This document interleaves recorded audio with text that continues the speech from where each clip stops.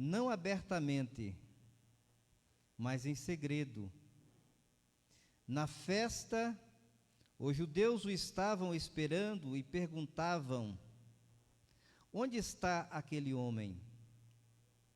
Entre a multidão havia muitos boatos a respeito dele. Alguns diziam: ele é um bom homem. Outros respondiam: não, ele está enganando o povo.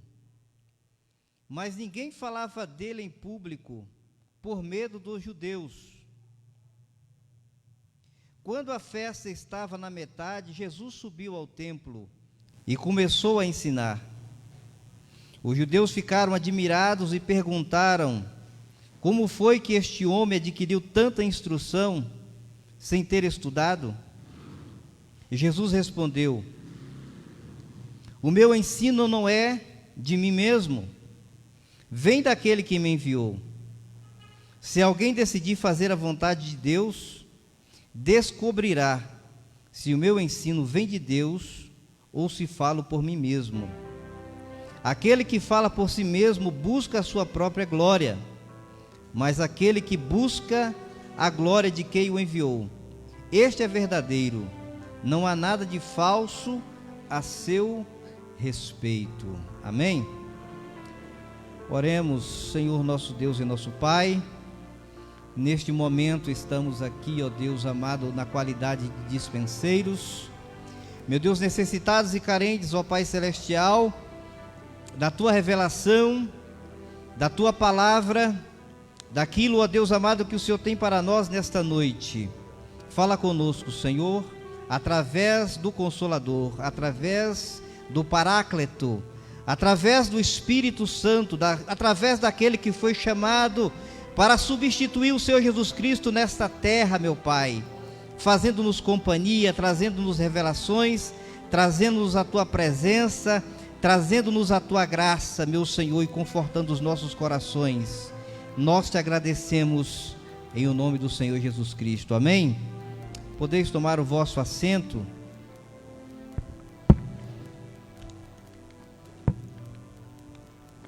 Fazer uma abertura aqui.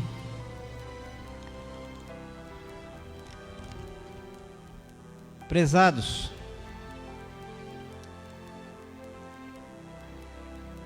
Paulo, quando ele escrevia as suas cartas geralmente para as igrejas, principalmente a igreja de Corinto, ele dizia: irmãos, quando vocês se reunirem, deve haver salmos, deve haver revelação, deve haver a palavra, deve haver cânticos espirituais e profecia. Graças a Deus que esta igreja, Pastor João, é uma igreja bibliocêntrica. Por quê? Porque comumente quando nós nos reunimos, nós temos estes elementos presentes no culto. Temos cânticos, temos salmos, temos palavra, temos oração, temos cânticos espirituais, temos a manifestação do Espírito em nossas vidas através das línguas estranhas. E eu quero dizer para você que nessa noite, se o Espírito Santo de Deus, ele se manifestar na sua vida, através da revelação, através da profecia, não hesite de entregar tudo o que Deus colocar em teu coração, pois é para a edificação da igreja. O apóstolo diz que a manifestação do Espírito, ela é dada a cada um para aquilo que for útil no ministério, no serviço do Senhor. De sorte que cada um de nós temos de Deus a inspiração para algo na sua obra.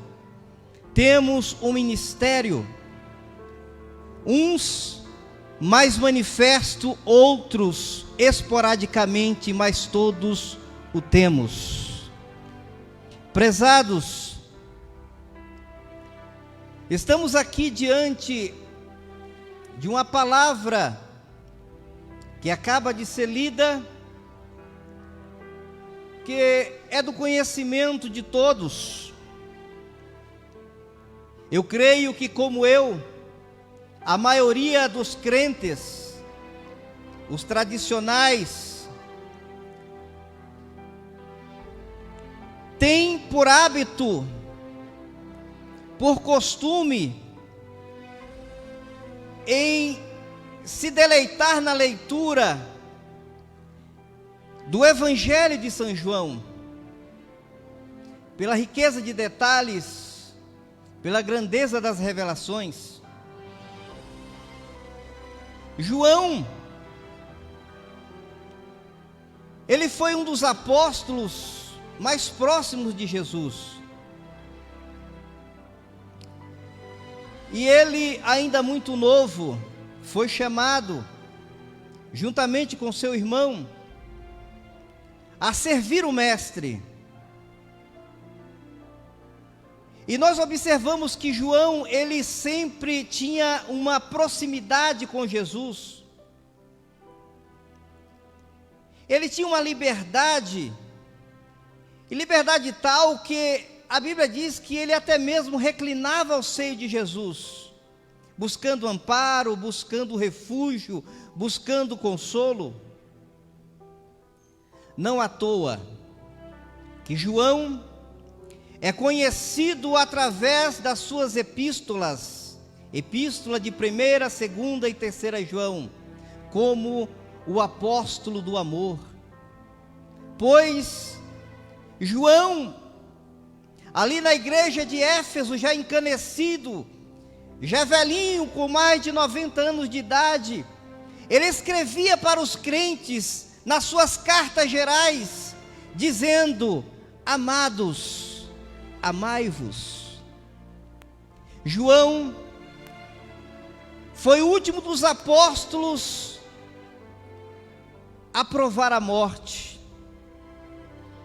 Há até mesmo uma incógnita, lá no capítulo 20, quando Jesus, depois de ressurreto, ele, ali no mar da Galileia, onde ele encontrou os seus discípulos, e Pedro estava pescando juntamente com os demais, e Jesus Cristo, ele tem cuidado dos seus, ele tem cuidado do seu povo, e ali Jesus Cristo queria efetuar uma cura psiquiátrica em Pedro, pois Pedro estava traumatizado pela forma como ele havia negado o Mestre.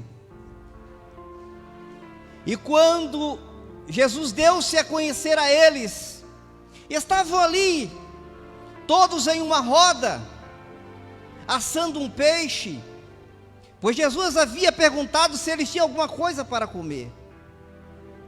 E Jesus olhava para Pedro e para os demais, Jesus querendo fazer aquela cirurgia espiritual na vida de Pedro, pois Pedro teria que ser confirmado como o apóstolo principal. E Jesus pergunta para Pedro: Pedro, tu me amas mais do que a estes? E Pedro diz para Jesus: Senhor, tu sabes que eu te amo. E Jesus lhe dá uma ordem imperativa: apacenta as minhas ovelhas. Pedro, como aquele que havia negado a Jesus, estava envergonhado, estava humilhado, cabisbaixo, caído, cheio de culpa, com uma carga sobre os seus ombros, que desejava a todo custo aliviar-se. E Jesus novamente olha para Pedro e indaga-lhe, dizendo: Pedro, filho de Jonas, tu me amas mais do que a estes? E Pedro diz para Jesus: Senhor, eu te amo.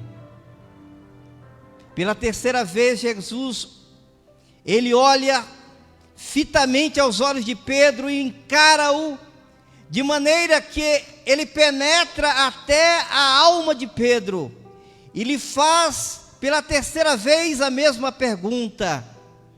Mas agora Jesus Cristo, ele usa uma palavra que no grego koiné é chamado ágape. Simão, filho de Jonatas, tu me amas mais do que a ele? O amor que eu estou te perguntando é o amor ágape, o amor de Deus, o amor incondicional, o amor que não importa qual a circunstância, qual a situação, que daqui para frente tu irás enfrentar, tu não irás me negar, tu me amas mais do que a estes. E Pedro, ele olha para Jesus humilhado, quebrantado, contrito, e diz: Senhor, tu sabes todas as coisas, tu sabes que eu te amo.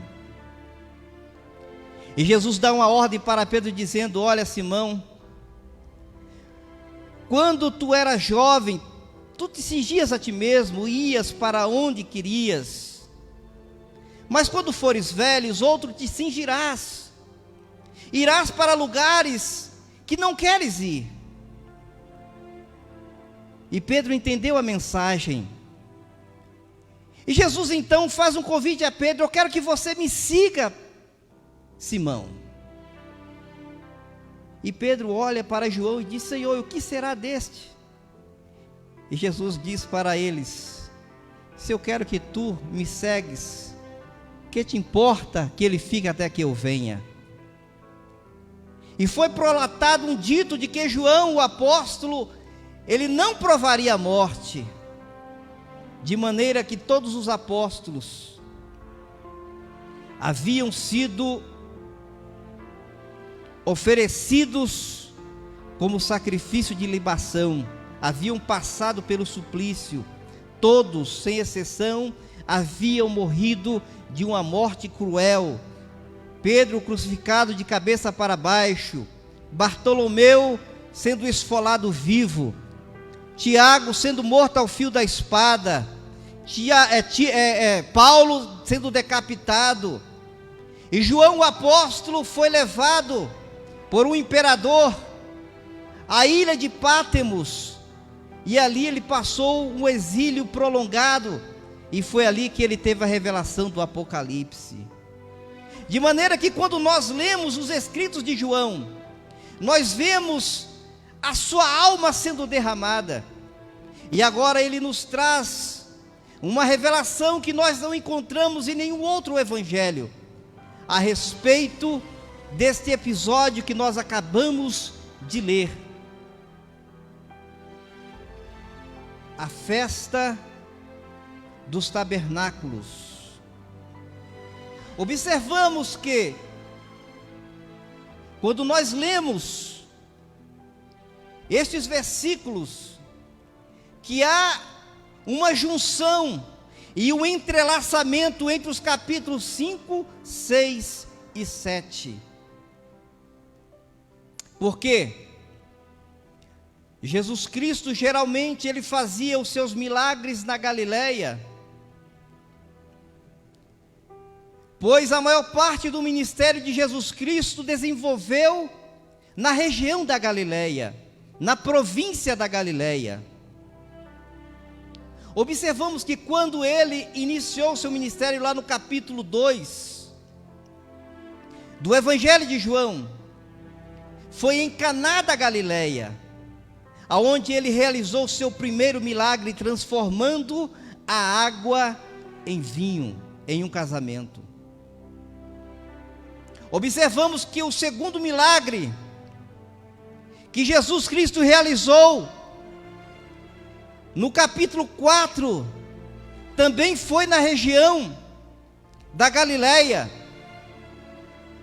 E no capítulo 5 nós vemos Jesus Cristo realizando o seu primeiro milagre na Judeia, em Jerusalém.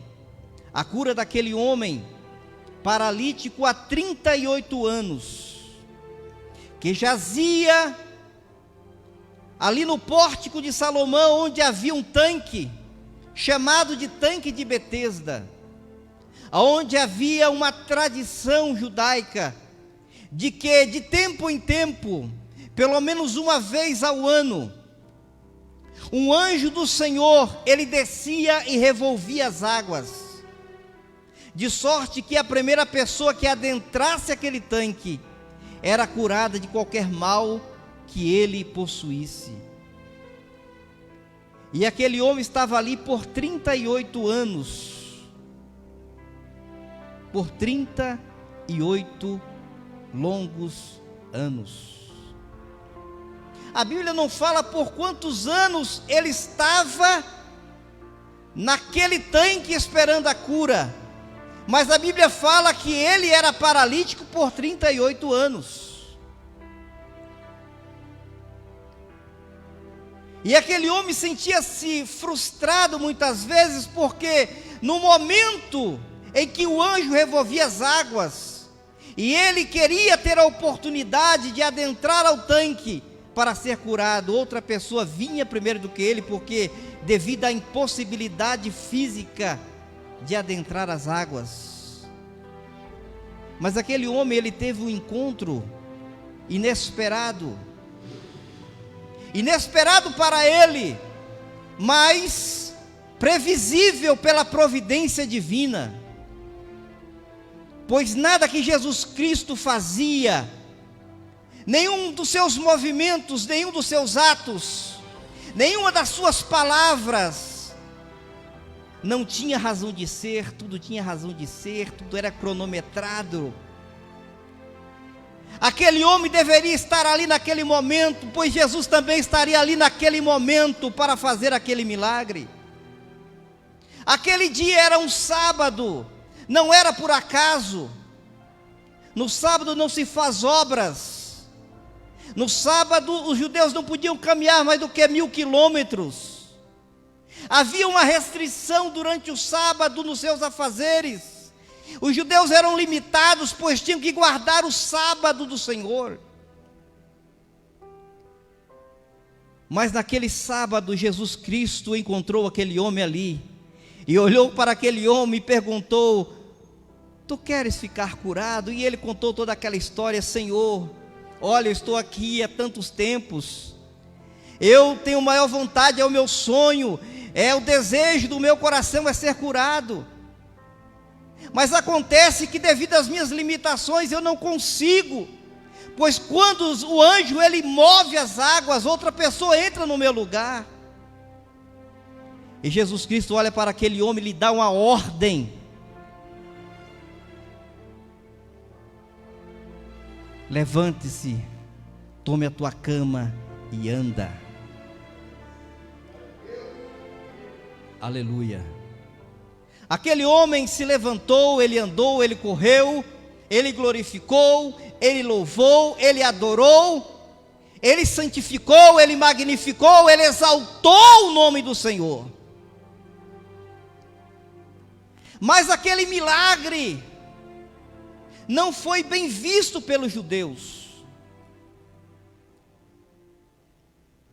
de maneira que os principais, dos escribas, dos fariseus, dos saduceus, dos sacerdotes, eles ficaram indignados porque era sábado, e eles concluíram que Jesus havia quebrado o sábado. E aqueles homens designaram em seus corações que Jesus Cristo deveria morrer, porque não obedecia à lei mosaica. De maneira que foi necessário que Jesus Cristo, ele saísse da Judeia e voltasse novamente à Galileia. No capítulo 6 nós vimos que Jesus Cristo, ele estava na Galileia, e multidões afluíam de todas as partes para ouvir Jesus. Multidões convergiam para o lago da Galileia para ouvir Jesus. Foi no capítulo 6 que Jesus Cristo, ele realizou aquele grande milagre da multiplicação dos pães, onde alimentou mais de 5.000 homens, fora mulheres e crianças, e sobejaram ainda alguns cestos de pães e peixes. Mas acontece que no capítulo 7, a partir do primeiro versículo, João fala a respeito de uma festa que estaria acontecendo em Jerusalém, a festa dos tabernáculos, ou a festa das cabanas.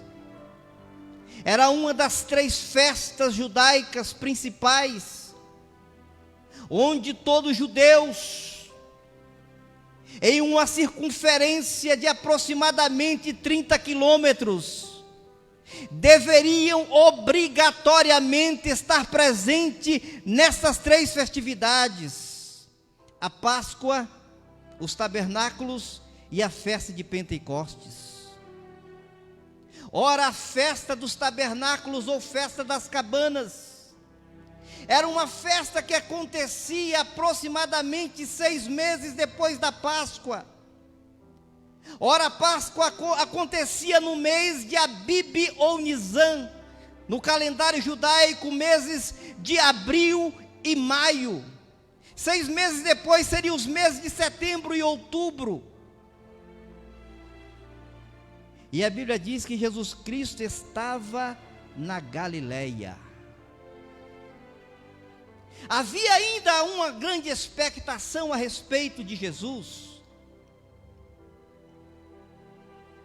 porque o povo ainda estava falando, comentando a respeito da cura daquele homem paralítico. Os irmãos de Jesus que não criam nele, Tiago, Judas, as suas irmãs, eles olharam para Jesus e perguntaram: você não vai à festa das cabanas? E Jesus disse para os seus irmãos: olha, eu ainda não subo a Jerusalém.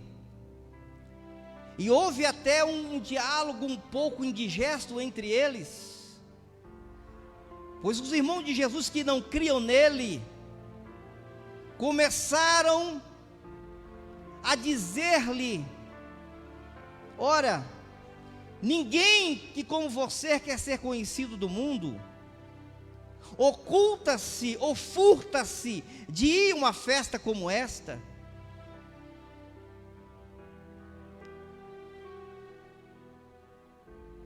Eles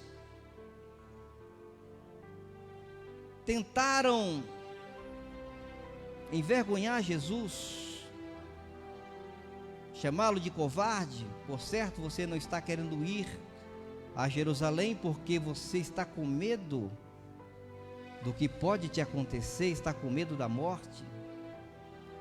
Ninguém que faz as obras que tu fazes fica em oculto. Mas como eu disse, Jesus, ele não age segundo as circunstâncias humanas. Segundo o pastor João, o cronos, o tempo humano, ele não age segundo o nosso relógio, o nosso cronômetro, pois Jesus, ele age segundo o tempo de Deus, segundo o Kairos, e ainda não era o tempo dele. Ele diz: olha, ainda não é a minha hora, ainda não é o meu tempo, mas o tempo de vocês é agora, o tempo de vocês é qualquer hora, o tempo de vocês sempre está pronto. Vocês vivem segundo o curso deste mundo, segundo a atuação do cronômetro deste mundo. Vocês podem ir, eu ainda não vou. Pois Jesus, ele tinha algo a tratar naquela festa. ele tinha grandes revelações a fazer naquela festa. Muitas vezes, nós não compreendemos o tempo de Deus, a hora de Deus, e nós questionamos a Deus. Ora, há tanto tempo eu estou orando por esta causa. Ora, há tanto tempo eu estou lutando pelo esposo, pela esposa, pelo filho. Mas parece que Deus, Ele não me ouve. Todas as nossas orações, feitas no nome de Jesus, em conformidade com a palavra de Deus, elas são ouvidas. Aleluia. Elas são ouvidas.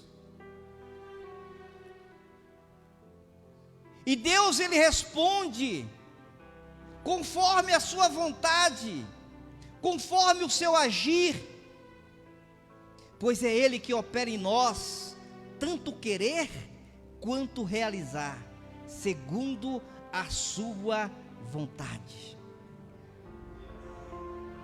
Aleluia. Passado então algum tempo, Jesus, Ele ocultamente, disfarçadamente, Ele vai até Jerusalém.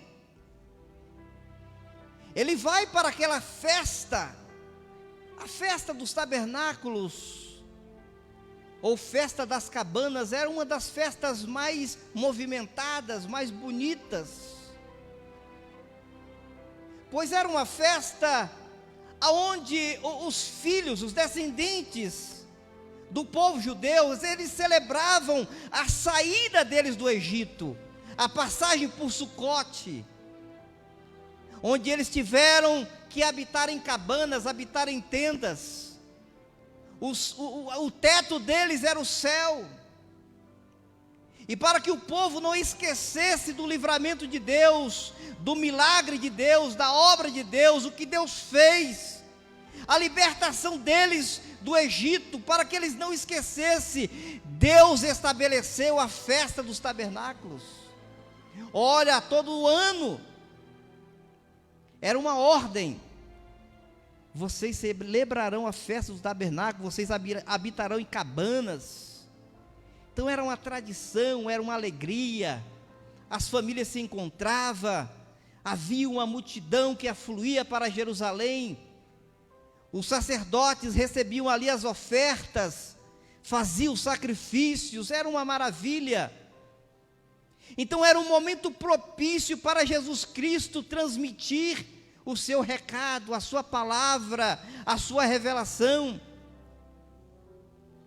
E ele adentrou as portas de Jerusalém, mas ele não se manifestou, ele estava em oculto. A Bíblia diz que ele estava ocultamente andando entre eles. E Jesus aproximava e começou a ver o movimento daquele povo. Interessante que ali em Jerusalém havia muitas pessoas, mas os interesses, os objetivos eram diferentes.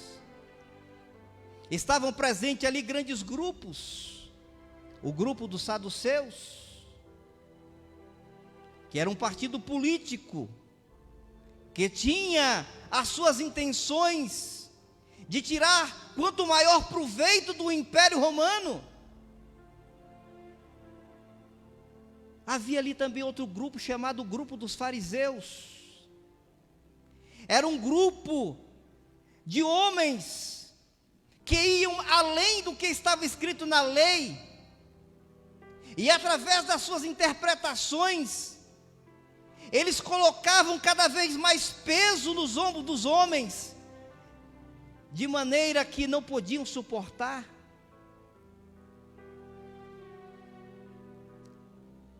Ali em Jerusalém havia um grupo daqueles que não criam em Jesus,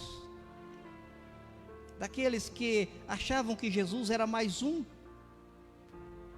como foi João Hircano, ou como Judas Galileu, mais um que apareceu e que desapareceu, era mais um. Havia um outro grupo que achava que Jesus Cristo era o profeta de Deuteronômio 18, capítulo 15, versículo 18, que Moisés havia dito: o Senhor vosso Deus vos levantará um profeta semelhante a mim, a ele ouvireis. Havia um outro grupo que achava que Jesus Cristo era um impostor e que enganava o povo. Havia um grupo de pessoas ali que presenciaram o milagre que Jesus Cristo realizara no tanque de Betesda e estavam ansiosos para serem curados também por Ele.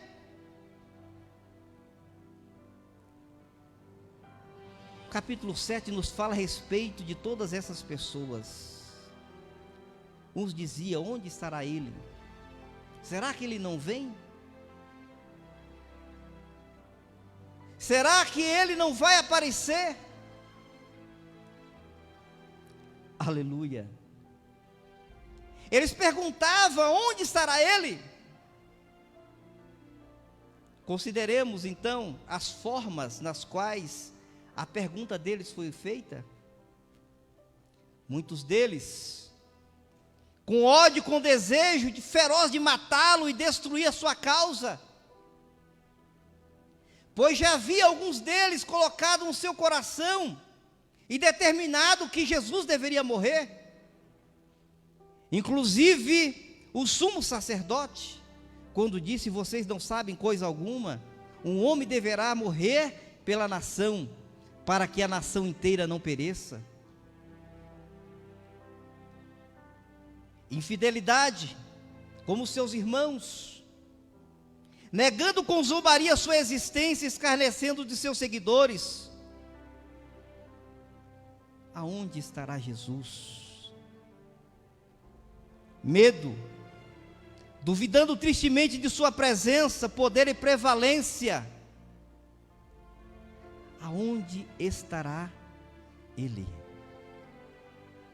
Mas havia um grupo penitente, contrito, buscando humildemente a sua pessoa, a sua presença, confessando a sua culpa, confessando os seus pecados. Prezados, nenhum homem que tenha ouvido falar a respeito de Jesus pode permanecer indiferente acerca deste principal personagem da história da humanidade. Napoleão Bonaparte, o grande imperador francês, ele disse: eu conheço os homens.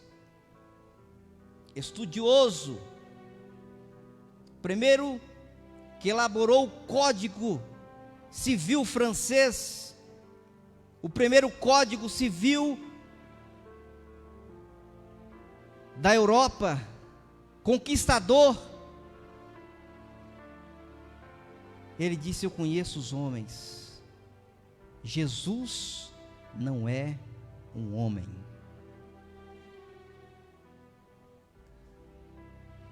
Jesus é um personagem.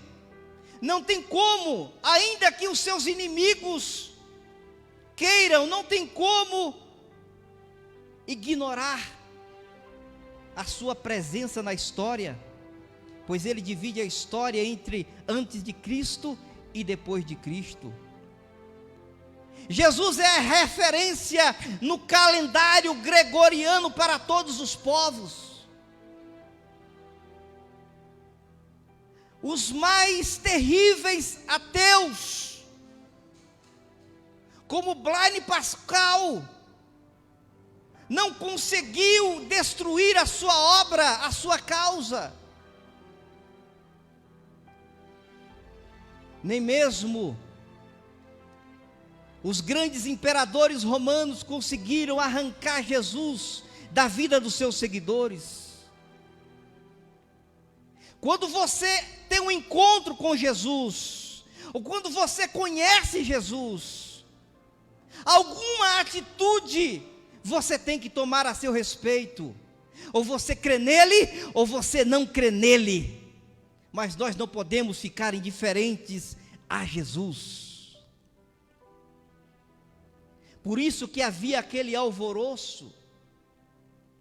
Por isso que havia aqueles questionamentos. Por isso que havia aquela apreensão. Por um lado, os religiosos estavam preocupados. Será que ele terá a ousadia de pisar o pé aqui no templo?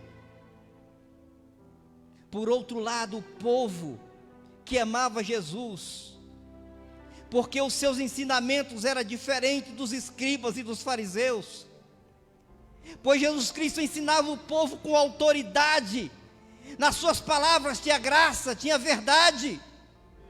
Aleluia!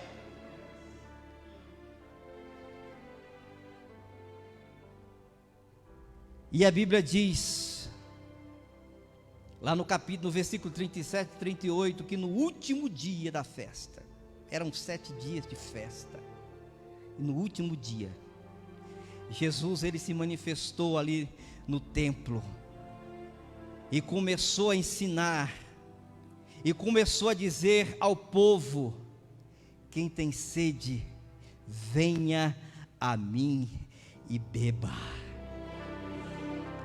Aleluia! Quem crê em mim, como diz as Escrituras, rios de água viva fluirão do seu ventre. Aleluia! Aleluia!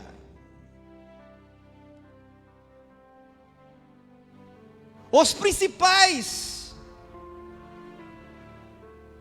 religiosos haviam dado ordem à guarda do templo para prender Jesus quando lhe colocasse o pé no templo. E Jesus estava no pórtico do templo, no pátio do templo, ensinando. E a guarda então do templo veio até Jesus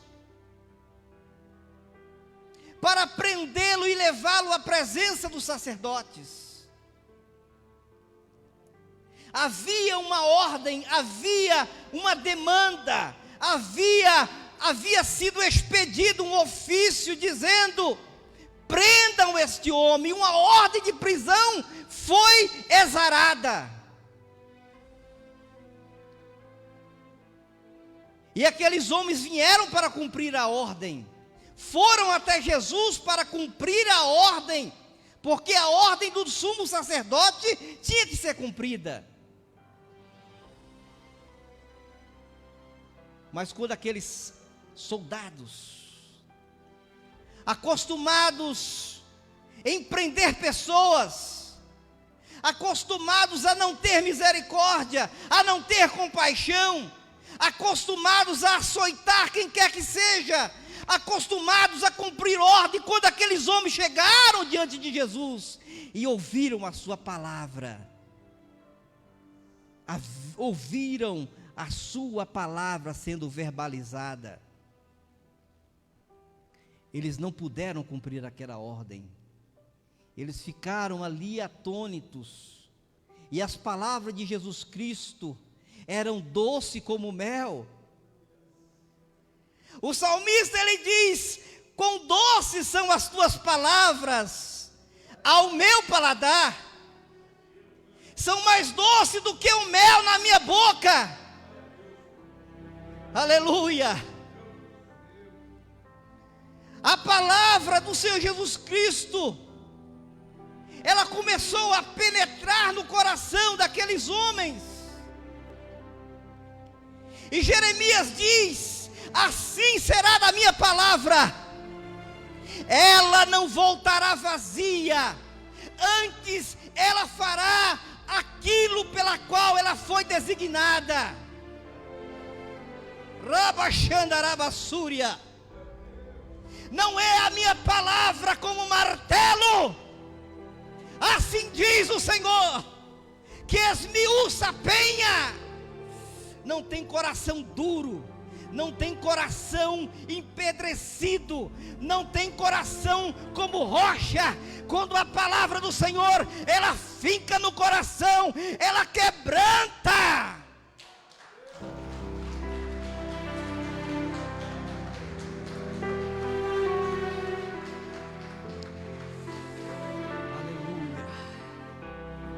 Aleluia, a palavra transforma, a palavra, ela é vida, a palavra, ela traz uma mudança. É por isso que a palavra do Senhor é essencial no culto, é por isso que a palavra do Senhor é fundamental nossa adoração, nas nossas igrejas, no momento de louvor, porque a palavra, ela tem essa essência, a palavra, ela tem essa eficácia, a palavra, ela traz o que está oculto e coloca a luz do dia. E quando aqueles homens ouviram a palavra, o coração deles entraram em contrição, e eles voltaram aos sumos sacerdotes. E quando chegaram à presença de Anás, e ele lhes perguntou: cadê Jesus? Eu havia expedido uma ordem de prisão, cadê Jesus? Eles nem mesmo responderam à pergunta do sumo sacerdote. Eles olharam para Anás, para os principais que estavam ali, e começaram, parece que estavam em êxtase, parece que estavam fora de si, parece como aqueles irmãozinhos quando está cheio da graça, que começa a fazer aviãozinho, sapatear da glória a Deus. Eles olharam para ele e disseram: nunca, nunca, nunca ninguém falou como este homem. A palavra de Jesus Cristo penetrou na vida deles. Aleluia, louvado seja o nome do Senhor. Prezados, Deus tem um propósito em todas as circunstâncias e em todas as situações. Talvez você está esperando algo de Deus, e parece que ainda não está acontecendo, parece que os céus estão de bronze, parece que a tua oração não sobe, parece que a resposta não chega. Aleluia. Deus, Ele tem um tempo diferente do nosso. O tempo de Deus é Kairos. Aleluia, louvado seja o nome do Senhor. No momento certo, na hora certa, no momento exato, Deus vai bradar dos céus, e a tua resposta vai chegar nas tuas mãos.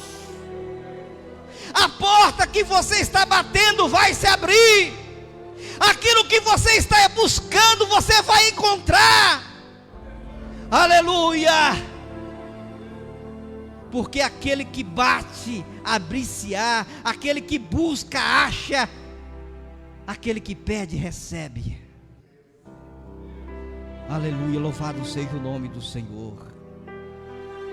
Qual é a nossa atitude para com o Senhor? Qual é a atitude de você, telespectador, você que está na internet, para com o Senhor?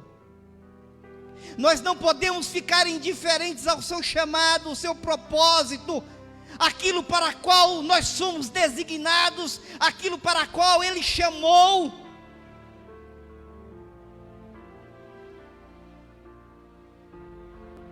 Nós sabemos que estamos vivendo um tempo aonde as expectativas dos homens parecem um tanto frustradas. É um tempo tenebroso, um tempo difícil, um tempo de apreensão, de medo. As pessoas estão vivendo com medo, desassossegadas, inquietas. estão inquietos, a humanidade está inquieta, há um alvoroço. Aleluia. E somente há um nome a quem clamar. Somente há um nome a quem clamar. Somente há uma esperança. Somente há uma porta. Somente há um caminho a trilhar. Jesus. Jesus. Jesus. Ele é a porta de escape. Ele é a porta da graça. Jesus é o único constituído diante de Deus e o homem. Aleluia. No capítulo 4, versículo 12 de Atos dos Apóstolos, quando Pedro, ele pregava aquele seu sermão, onde quase 3.000 almas se converteram, ele disse: e em nenhum outro há salvação,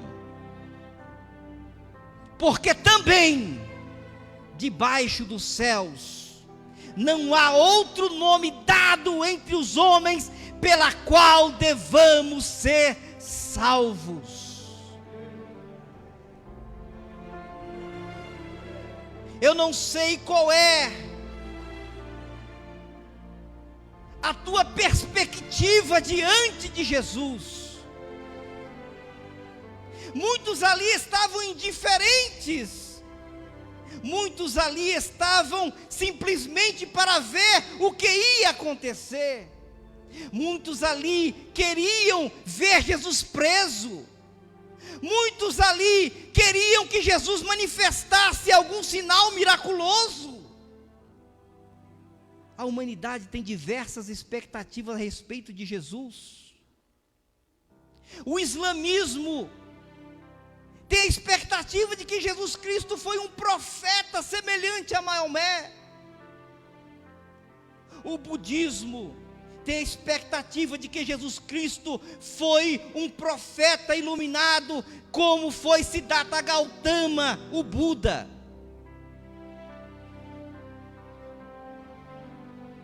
O espiritismo tem a expectativa de que Jesus Cristo foi em reencarnação sucessivas de homens iluminados. Há diversas expectativas a respeito de Jesus, até mesmo do candomblé.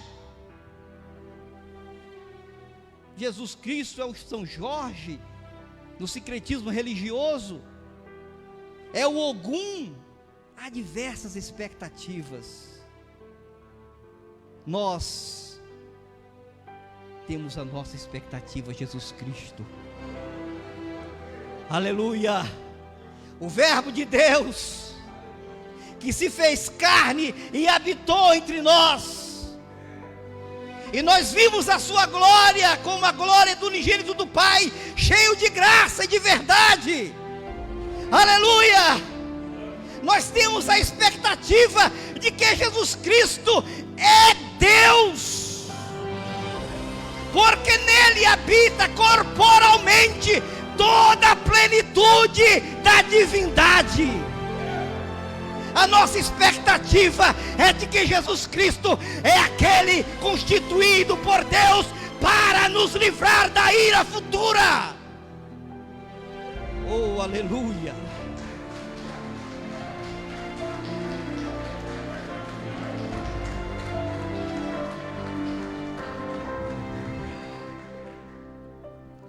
Jesus, não há outro nome. Jesus é o nome mais doce, é o nome mais belo, é o nome mais lindo, é o nome mais poderoso. Aleluia! Jesus é o nome estabelecido no universo. Jesus é o nome que todos irão se curvar, que irão se prostrar, irão dizer: Tu és Senhor, para a glória de Deus Pai. Oh, Rabachandarabassuriandarabá. Oh, aleluia. Aleluia, aleluia.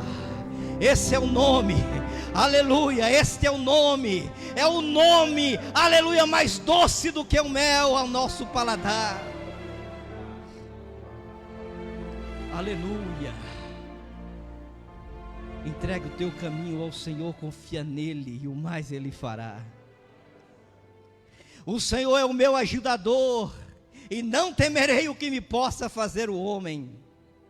Até aqui nos ajudou o Senhor, aleluia. Aquele que começou a boa obra, Ele vai aperfeiçoar os teus caminhos, Ele vai aperfeiçoar os teus passos, Ele vai aparelhar a tua vida, até o dia que você esteja pronto, aleluia, pronto para a eternidade, pronto para estar com Ele, pronto para adorá-lo, pronto, oh, aleluia, aleluia. O Senhor é misericordioso, o Senhor é benigno, o Senhor é maravilhoso. Jesus é maravilhoso, igreja. Eu leio a Bíblia para trás, para frente, eu leio os evangelhos, eu não encontro Jesus condenando ninguém, eu não encontro Jesus apontando o dedo para ninguém, eu encontro Jesus amoroso, tentando livrar as pessoas, tentando salvar as pessoas, tentando curar as pessoas, tentando fazer o bem às pessoas. Filho meu, dá-me o teu coração. Aquele que ouvir a minha voz e abrir a sua porta, eu entrarei em sua casa, cearei com ele e ele comigo, aleluia, oh, aleluia,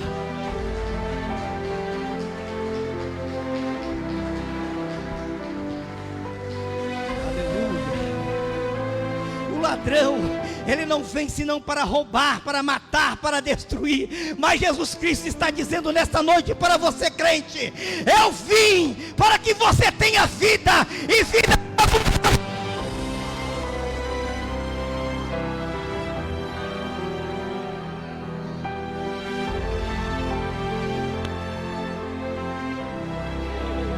Rachandarabasurianda, derramastu e derrarachei. Coloca-se de pé, aleluia. Cadê o Antônio? Cadê os músicos? Oh, vamos adorar esse nome. Ele é digno de louvor, Ele é digno de adoração, Ele é digno. Oh, na eternidade, os 24 anciões, aleluia, os animais misteriosos estavam a todo tempo, eternidade, dizendo: santo é o Senhor, santo é o Senhor. Oh, aleluia, louvado seja o nome do Senhor. Contemplamos tua face e rendemos Jesus em tua presença. Reunimos, te contemplamos tua face e rendemos. Oh, aleluia. Adore o Senhor. Adore por que Ele tem feito na tua vida, pelo que vai fazer. Adore o nome dEle. O nome dEle é santo, o nome dEle é Emanuel, Pai da eternidade, Deus conosco, Príncipe da paz. Oh, aleluia, aleluia, aleluia. Já não separa mais a luz que outrora apagada, agora brilha, e cada dia brilha mais.